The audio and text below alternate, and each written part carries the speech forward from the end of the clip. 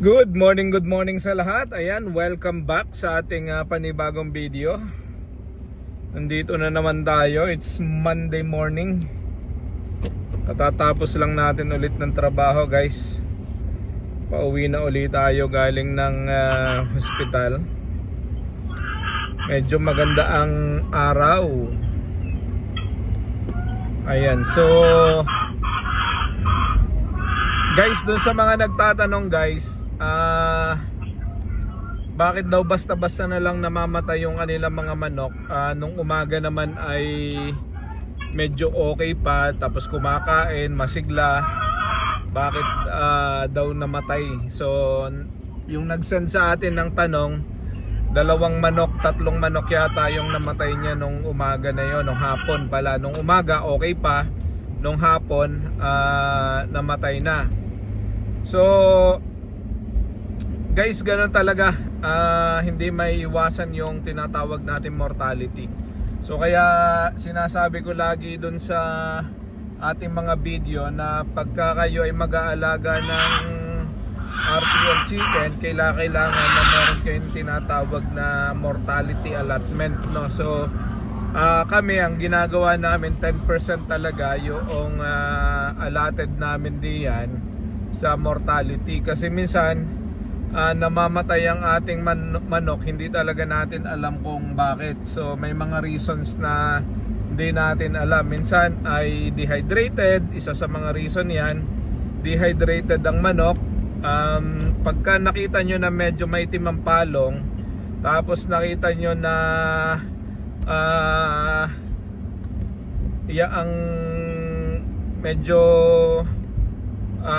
maitim yung mga lambi dito, yan mga indication yan na dehydrated ang ating manok. So napaka-importante guys na talagang pinapainom natin ng maayos. Katulad ng topic natin kahapon, isa sa pinakamagandang gawin is talagang maayos yung ating program sa pagpapainom ng ating mga manok. So yun, so isa yun sa mga pwedeng dahilan, dehydrated ang mga manok. Malalaman nyo naman yan pagka halhal ang manok, makikita nyo na dehydrated yan kasi gasping sila ng air. Ibig sabihin mainit ang katawan, inilalabas nila yung init sa kanilang katawan. Pag mainit, ibig sabihin medyo uhaw sila nyan. Ikalawang reason na hindi natin minsan may iwasan, yung tinatawag natin na pagkabasag ng itlog sa loob ng ating mga manok, no? So pag nai-stress ang manok natin guys, lalong-lalo na pag may pumasok sa poultry na hindi masyado familiar ang manok natin, pag may pumasok na ibang mga tao, pag may mga pumasok na ibang hayop, biglang nagugulat ang mga manok. Pag nagulat ang mga manok, minsan tumatalon yan. Pag tumalon, nababasagan ng itlog. Yung manok na mangingitlog na lang, ilang minuto na lang o kalahating oras na lang o ilang minuto na lang, tapos nagulat, nababasag yung itlog sa loob. So pag nabasag yung itlog sa loob guys, yan yung nagiging sanhi ng automatic mamamatay ang manok ninyo. Isa yan sa mga hindi may iwasan talaga pagka na-stress. So dapat talaga may time kayo pagka kayo ay nagpapakain at nagpapainom ng manok. Dapat may pinapalo kayong pattern para nasasana yung mga manok ninyo kung anong oras kayo nagpapainom, anong oras kayo nagpapakain, no? So at saka iwasan ninyong magpapasok ng hindi yung hindi regular na nag-aalaga ng manok. So for example, kung kayo lang ang pumapasok sa poultry ninyo, huwag kayong magpapasok ng kahit na sino, kasi ang manok natin nakakakilala din yan ng kanilang mga caretakers, no? Yung mga nag-aalaga sa kanila.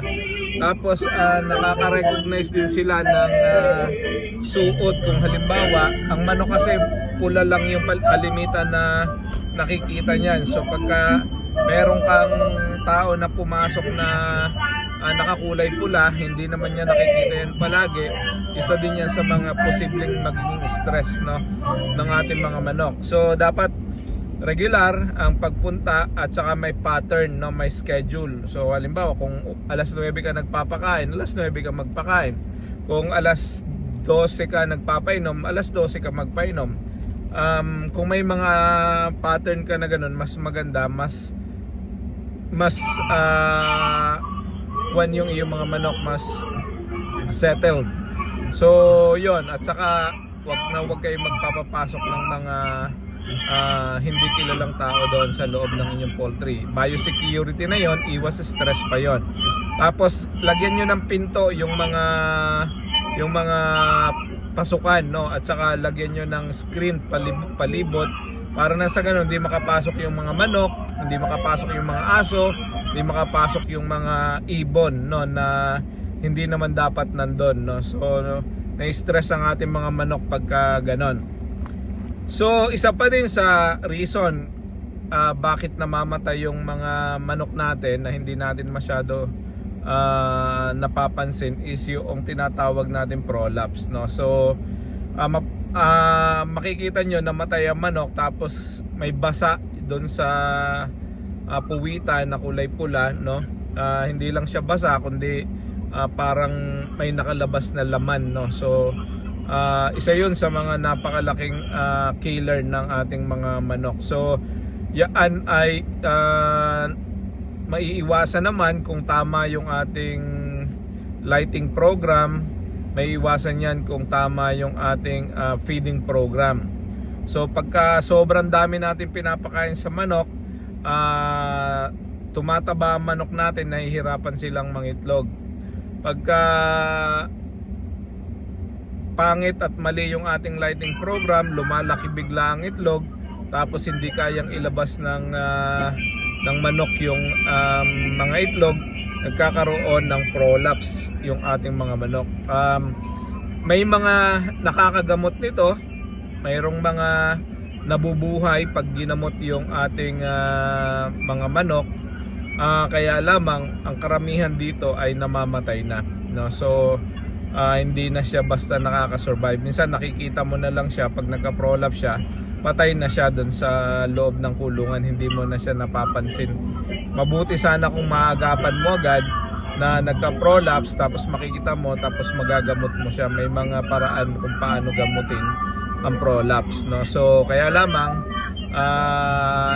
medyo minsan ay hindi naagapan. Pag hindi naagapan, namamatay agad yung ating mga manok, no. So yun ang isa mga tatlong reasons kung bakit namamatay, no. So napakahalaga na tama yung ating ginagawa, no. So kaya namin nalalaman na nababasagan ng itlog pala, isa sa mga tip din ito para minsan ay magkaroon kayo ng idea bakit namamatay. Basta na lang naman. So kami, ang ginawa namin is inoopera namin yung mga manok namin, no.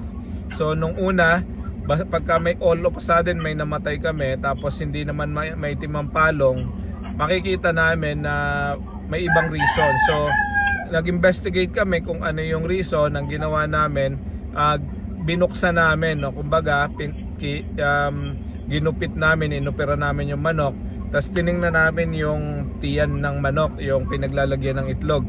At true enough, may mga kaso kami na nakita na nasa loob talaga ng manok basag na itlog, no. So pagka ganon, walang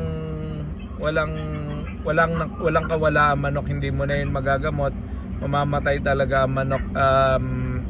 Hindi na yung magtatagal basta nabasagan. So napaka-importante na hindi sila na-stress. So yun ang isa sa mga cause ng ganong klase ng pagkamatay, yung pagka-stress ng mga manok. Pag naglulundagan ng mga manok, pagka